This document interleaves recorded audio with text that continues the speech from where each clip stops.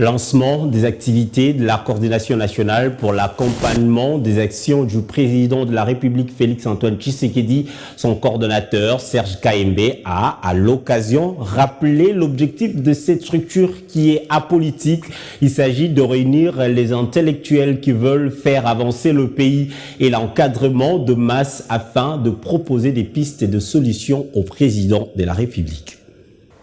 Fleuve Congo Hôtel. C'est ici que la coordination nationale pour l'accompagnement des actions du président Félix Tshisekedi a lancé officiellement ses activités. Tout commence par l'honorable Serge Kaembe, coordonnateur de l'ASBEL. Nous ne sommes pas un parti politique, mais nous sommes un mouvement, une dynamique qui se positionne sous forme d'une synergie qui réunit à la fois des intellectuels, des experts résolument engagés à contribuer au bien-être des Congolais et qui croient en la vision du chef de l'État. Nous sommes aussi un espace d'encadrement des masses populaires, disposé à relayer et accompagner les actions du chef de l'État sur toute l'étendue du territoire national, ainsi que dans la diaspora congolaise.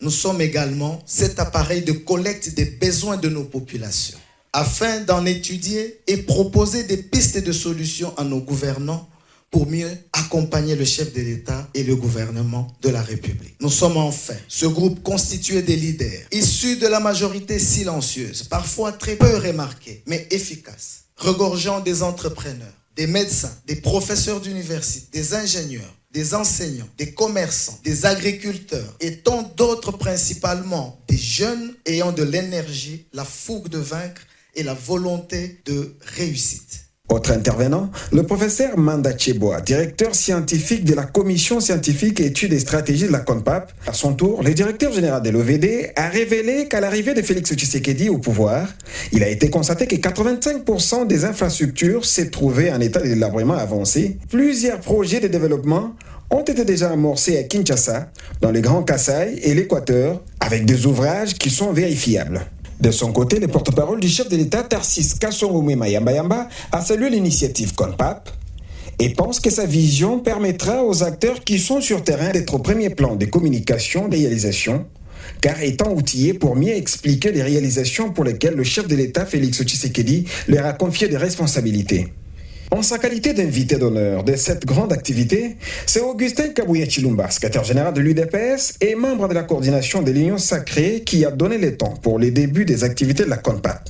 Je tiens sincèrement à remercier l'initiateur, le coordonnateur de CONPAP, l'honorable Serge Kaembe.